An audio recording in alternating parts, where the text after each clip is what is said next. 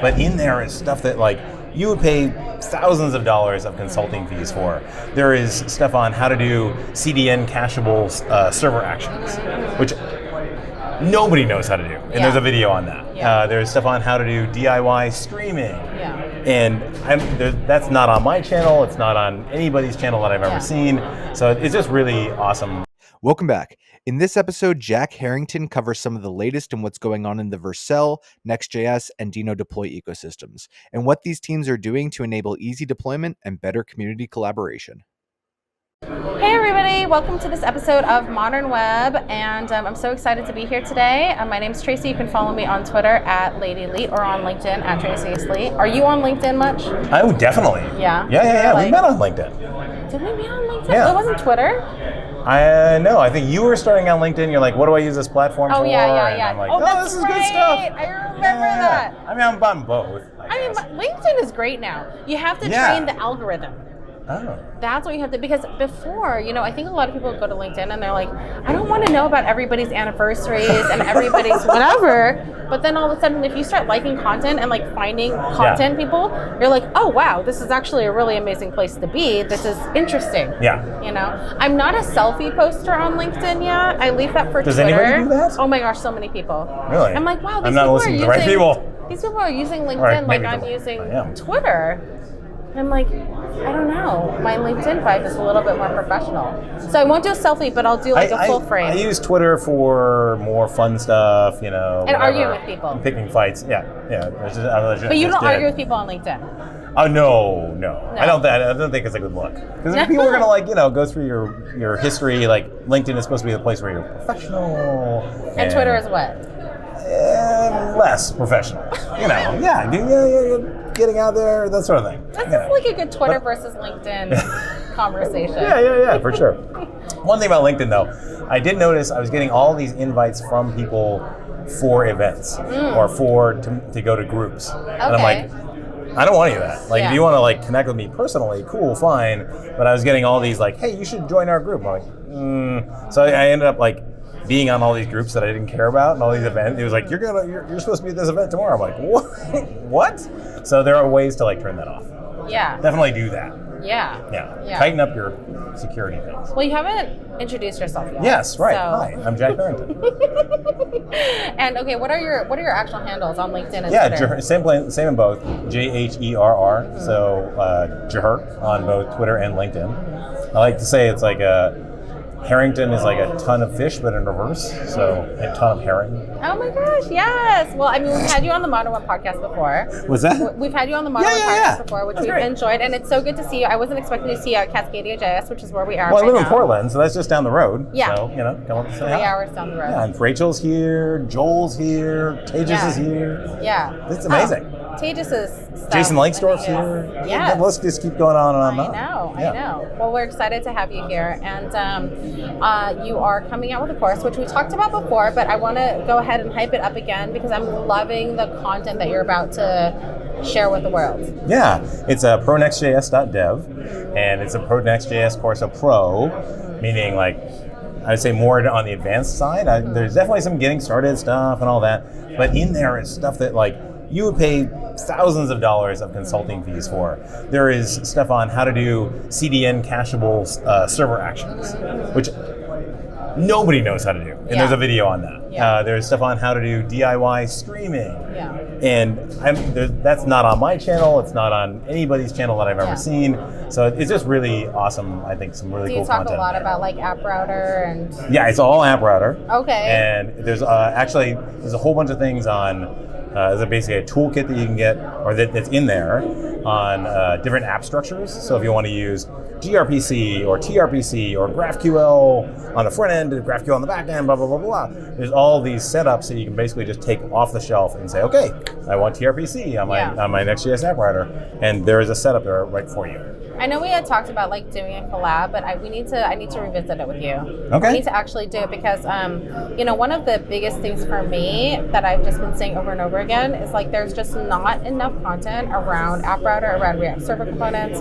I know maybe you can use them interchangeably, whatever, but like point being, there's not enough education out there, and I mean especially written education. Like I mean I Googled the other day, and like to see stuff that's come out in the past few months, like I found like 5 articles. Yeah. I mean that's awful. And we keep going right? back to the well on it. It's like, you know, another RSC talk comes out and people are like, whoa, I didn't get it before. I'm like, whoa, this has been out for a couple of years now. So there's some missing connection here that people aren't making. And, you know, so if you can advise me on like, I looked for this, I couldn't find that, then I would happily fill in those blanks because I think it's really important. Oh my gosh, we need to do that more. Because, you know, at ThisDot, you know, which is the company I work for, some of y'all might not know, but hashtag sponsored by ThisDot, Modern Web is, you know, we're a Versal expert. So we're doing a lot of stuff and, you know, really kind of like working on the bleeding edge.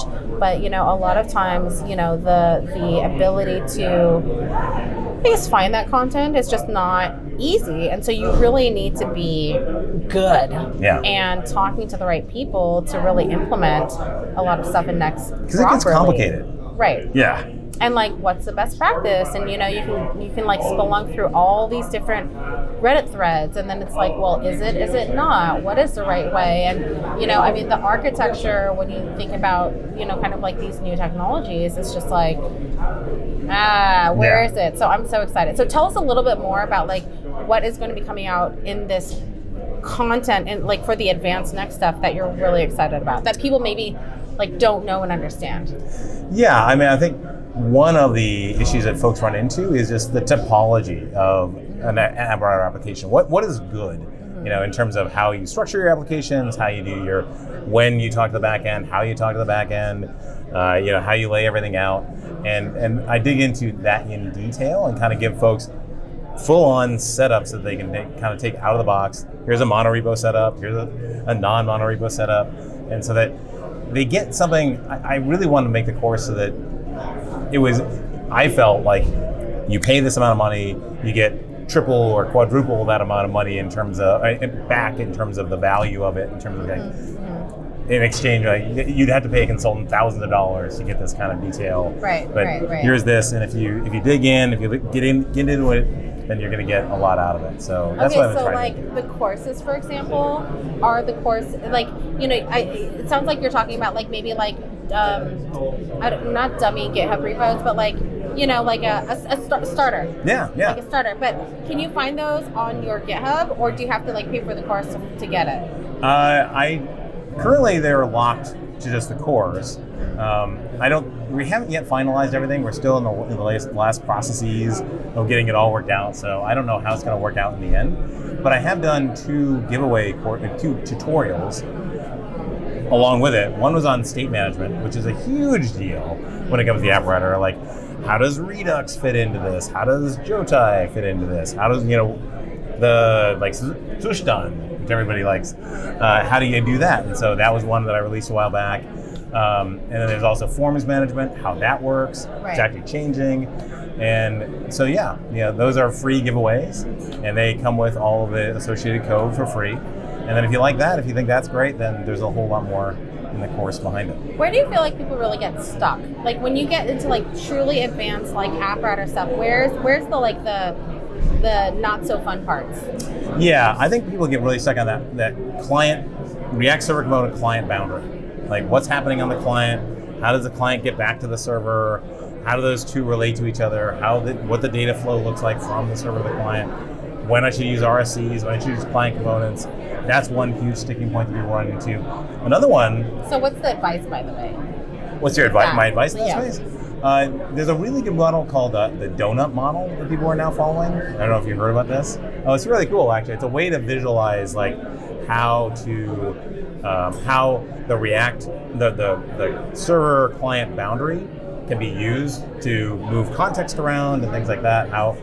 It's a good paradigm for it. So we dig into that in some detail in the course. There's also actually a great, I can send you a link to a site that talks about that donut component model. It's a really good way to understand it. Specifically for React Server Components, or? Yeah, so it's any React Server Component framework, which at this point would be Next, Remix? Waku. No, not yet. I mean, there's React Almost. Router Everyone's 7. waiting. I don't know. Yeah. Yeah, right. And then what's the other one that Redwood? Redwood also has RSS. Oh, yeah. That's great. Yeah. I didn't know that. So we're moving there. You know, slowly but surely. Yeah. That's fun. I mean, Redwood is such a it's such a, I really admire Redwood for like the open source project that they are, for the inclusivity, for like specifically just for that. But it's kind of cool to see like, oh, they were like one of the first people to adopt this, and so now they're put on the list that you're talking about, which is so smart. Yeah. Early adoption, being on that list of like we're the early adopters is really helping for their marketing. I think Remix opened the door for that, because Remix is like, we're not 100% React, we're not really tied to that. And then Redwood's like, we are. If you like React, you'll like us. Oh, I love it. And, but then they also add on top of all this cool stuff. Like, I think they've got email, database, GraphQL. It's all sort of built into the framework, right? Which makes it really easy to just kind of get off the start, get going to the application, which I really like. Yeah. I think when it comes to Next.js, it's really great, but there's still all this stuff that you have to figure out for yourself. Like, what does my database connectivity look like? Or do I need database connectivity? Or how am I going to handle all that? Like, they're basically saying, here it all is in a package. If you don't want to have to make those decisions, then let's go. Yeah. Which I think is neat. Yeah. Yeah. And so, it's like Rails. If you love Vercel, if you love Next, you have to love Vercel. Like, do you love Vercel? I don't think so. I mean, I like it as a hosting service, but I don't think you have to love it. But like from a from like an ecosystem perspective, do you feel like it's like if you don't use Versal with Next, then you do lose a little bit. I think you lose partial pre-rendering. Some of their like incremental static regeneration gets a little more complicated. But I think you can still pull that back with SST, which is like the kind of the Versal alternative to hosting Next.js. I mean, yeah, it is. I think like any decently complex system, it's getting it out into production is a lot easier if you use a company like Versal that's like, hey, we'll take care of everything. We'll take care of your CDN, your S3, your assets, all that. Don't worry about it. Just worry about the putting up your app, which is great for a certain level of app. Like if you're just a solopreneur and you want to get out there, I think that's a fantastic place for Versal. I think if you're at a bigger company and you got existing infrastructure, then that gets a little more complicated. I love that you're calling it Versal. I don't know which one is it. I don't know. I think it's Versal. I think it both works. But when you say Versal, it sounds like versatile. Ooh, and it's that's like, true. Ooh, yeah. Versal is versatile. Is it though? It is. No, it can. I mean, you can post anything there. You can post Svelte. Yeah. They always tout that as you can always use Svelte. It was a little janky though. I mean, mainly because I don't know. Have you tried it? Well, yeah. So I was trying, and this is like dunking on technology because you're not an expert at it. You know what I'm saying? So I'm not. I mean, it was janky because I didn't know how to do it right. But I was trying to deploy like an NX Angular app by using Vercel, and it was like. I just got stuck, and there was like too many steps. Versus, obviously, if you're doing Next or Versal, it's just it's so easy. So easy, yeah. And the developer experience. So, I mean, it is kind of amazing how technology, the easier you make it, the more adoption. Like I remember the first time I was like looking for, because I used to deploy apps on Firebase all the time, right? Me too. And then I was like, I've been using Firebase for a while. Like, let me use something different. And then I went to Netlify, and I was just kind of exploring, like, let's see, what this looks like to do. And then, 5 seconds later, my app was deployed, and I was like, well, I guess I'm using Netlify. So it's like, and then I stopped my research because it was done. So I think Versal is really stepping into that space with Next, and again, I mean, the ecosystem that they're creating around it, I think, is really amazing. So, have you ever used like Deno Deploy? No, I have not. Is it Dino or Deno? I think it's Deno. Okay, Dino Deploy, because then Dino Deploy is crazy fast. Yeah. Okay. Yeah. Like you just literally deploy in like a few seconds later, it's out, it's in the production. You're like, whoa, this is fast. Wow. Yeah. Okay, So, that's amazing. that's some cool stuff. Do you have like YouTube videos on that? Yeah, I think I did one on Fresh, which Okay. is their framework. Yeah. Yeah. Okay, well, I'm dying for some collab content. Yeah. Because, again, like oh God, I put out a tweet a few months ago, and it's been a few months because I've been so busy with conferences, but I put out a tweet saying, like, who's doing React Server components in production? Because, like, I really want to go through, and who can show their code? Because I really want to go through that code and be like, this is, because I think a lot of people, again, they don't see the value, especially they don't see the value in a lot of to-do apps and things like that. They're like, well, why? Or like, I don't get it. But like, for people who can be a little bit more advanced and like really talk through why or how, or like how you should be thinking about it, I think is incredibly valuable. And I feel like it's content that's missing right now. Yeah. So I'm sick of the complaining. When I hear people complaining, I just want to create more content so that like, or put out, like, share more content so that people stop complaining. Yeah.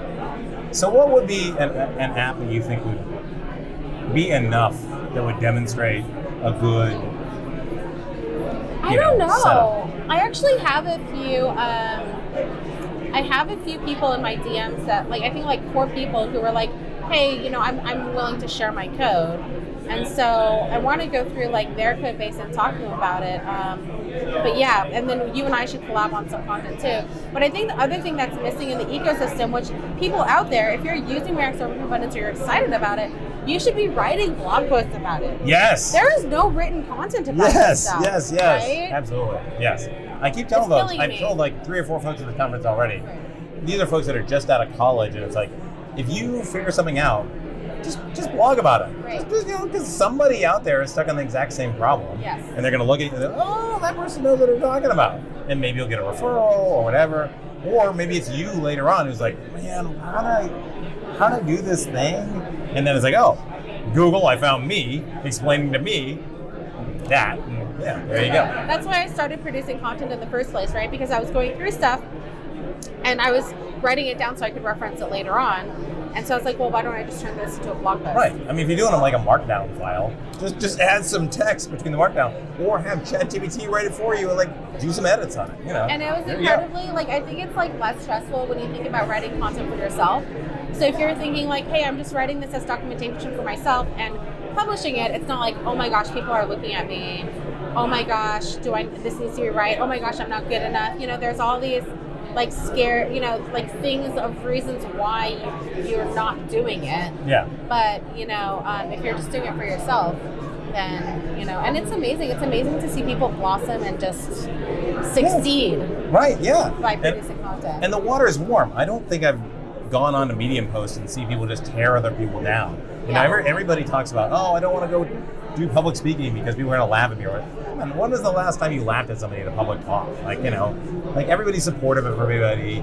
And most are going to say, hey, here's a better way to do this, which is helpful anyway, right? Yeah. And you can always change it later, which is great. That's a nice thing about text content, at least. Unfortunately, in the YouTube space, like I made a mistake a couple videos ago. I did kind of something similar to you, where I was like, I tried something out, it didn't work, and I'm like, okay, and then I put it in the video that it didn't work, and the guy's like, no, actually, you messed up. You don't know what you're talking about. Right. You messed up. It does work. And I'm like, you're right. And I pull the video because I'm like, I don't want it out there that it doesn't work. So, because that guy's like, hey, this is my, this is my framework, and I was like, yeah, you're right. I should pull it, and I pulled it. Well, I didn't. He didn't ask me to pull it, but I did. It's kind of funny because like I really like me and Ben, we have this video, and it's a 3-hour long video. So we did 3. I know, but so we did. My editor actually, I wanted to do it in 3 parts. Yeah. But he was like, because they're like about an hour each. Yeah. But he was like, no, people want long form content. They do. And that's what he said. I mean, you're the YouTuber, so like they don't. Not on my channel. But then again, like every channel is different. Like I think when I asked my channel, do you like short, medium, or long form content? They're like medium content, which for me was like 15 to 20 minutes kind of thing. Yeah. But I mean, I don't. Our long form content like does really well. Yeah. So our like I think hour, people 2 maybe hour, they whatever. expect it. Yeah, I don't know. But anyways, or maybe our editor is wrong. But anyways, point being is we went through this thing and I was like, I wanted to use all these technologies. I wanted to use V0. So I was like, Ben, let's use V0. He's never used it before. Cool. And he was like, okay, cool, whatever. It generates components for you, sure. And then we basically like ripped out the code and then put it into an Angular, or no, it was a React app. Yeah. It was an NX app, right? And so he's like, oh crap, I have to do all this refactoring because it's like referencing like these components that are in Next or something like that. But it was really because he didn't understand, he'd never used the technology, right? Okay. And then we spent all this time, I was like, Ben, are you sure we should be doing this? Because he was like, well, we want to make this like more responsive. Yeah. And so he like basically added WebSockets to this app and like spent lots of time doing that. Kind of responsive. Yeah, and he was like, okay, yeah, like this is what it should look like. And I'm like, dang, but you know what he was saying was that he was like, you know, this is what a real developer in production would be doing, like who's not just doing a demo app. Yeah. And I'm like, okay, this is really intense, Ben. So we kind of went down. How'd it go? I mean, it went well. I mean, you know, the app is there. Did V0 give you anything that was worth doing? I mean, honestly, it just scaffolded up some stuff. Okay. So like it just like helped with some of the boilerplate. Yeah. But, you know, if you're really using V0 and like, you know, you're like in the next Versal ecosystem, right? Then, you know, you can just like, it was like NPX, you know, and then you can just like add you can actually like grab the... Then you can just install those components from the command line. Right. What's weird about it though, which again, you know, I might be talking because I'm not an expert, but what I found as I was doing this with somebody else was that sometimes like what's in V0 and what they give you from a code perspective, when you install it into your Next app, it like doesn't translate for some reason. Yeah. But not shocking. Yeah. But interesting. I'd love to see what those are. Yeah, so like I don't know again if that's like just like us not knowing, but it seemed pretty, you know, it seemed pretty apparent that was the case. So I don't know what that's all about, but yeah. Either way, amazing tool. Yeah. Yeah. Have you used Vercel's AI SDK at all? Yeah, I have actually. Their streaming stuff was kind of what inspired me to do a section in the course on DIY streaming, because they've got this really cool way of doing streamed back server actions, because you know it's AI, right? You want to start your thing, but you want to see it starting and going and you know kind of building out your whatever. And so they've got this really cool thing where they stream back data over time through a server action, and I went through it, figured out how it all works, and then you know reverse engineered it, created my own version, and now I'm giving that away or giving that out as part of the course. Yeah. And talking you through that. But they did something really interesting. I think recently, I haven't tried this. I want to get into it more, where you can kind of give it like a set of widgets, and you can say, okay, well if you get questions about weather, here's a weather widget. Is that like the tools thing or something? Yes, right. Okay, tools. And so I haven't tried that. But is that the thing that Tejas was like talking about? Was that? Is that the stuff that Tejas was talking about? I don't know. Okay. I was talking to Tejas about like other stuff. Okay. Yeah, I mean, you know, we're at Cascadia. Tejas is giving a talk today, and you know, I love. Like, I was just talking to Tejas on the podcast, and it was like, there's just so much, right? Like when you truly dive deep into a tool and truly understand what that tool can do. Like I'm using Vercel's AI SDK in my talk, but like I'm just using it to like, you know, oh, here you go. You can like easily switch out a model, yay, abstraction layer, whatever, but like not going as deep as Tejas is going, where like he's actually using Vercel's AI SDK to like generate components, I think. Oh, really? Is, like, so cool. Oh, that's cool. I'm like, hold on, like I need to see your talk. He's like, what? I'm like, you know, and sometimes documentation doesn't give you the visual wow that like you really need to really adopt the technology, right? So yeah. Oh, I'm excited now. I know. Yeah, because I at React conference here, one of the presenters showed like a React Native app where it was using dynamic widgets coming back to show, you know, movie times or weather or whatever. Right. And apparently what he got to but didn't show was the fact that he could actually have the AI like come back with UI elements literally build UI on the fly. And I was like, dang, that's badass. Right. But it didn't show it. So if Tejas is showing it at 4:30, I'm like, I heard yes. he's showing it. I'm sticking around for that. So we'll see. I thought he was Maybe talking I'm about up for it. rags. Yeah, but he's also talking about Vercel's AI SDK and things like that too. So yeah, we have a lot of overlap. Me and Tejas have a lot of overlap in our talks. When's yours? Mine is tomorrow at 4:30. So it's okay. It's okay. It'll be on the internet somewhere. Yeah. Okay, so when is your course coming out, and where do we find you, and where do we find the course? Okay, so the course is pro.nextjs.dev. Still working with Joel on the release date. We're just finalizing stuff right now. If you want to get notified when it's up, there's a waiting list. There's a mailing list there that you can sign up on. That'll give you access to those free tutorials. And then where am I? I'm on Twitter at Jaher, Jherr, and also on LinkedIn at LinkedIn at Jaher, and then on YouTube I'm at the Blue Collar Coder. Well, awesome. Well, so good chatting again. So good to see you here. Yeah, good seeing you. Yeah, thanks everyone for listening, and we will see you all next time. See ya. Sometimes it's hard to bridge the gap between business objectives and tech implementation, and it can get messy. This dot is trusted by top names like Meta, Google, and T-Mobile, and they love helping business leaders fulfill their strategic digital initiatives. Check them out at thisdot.co. One more time, that's thisdot.co.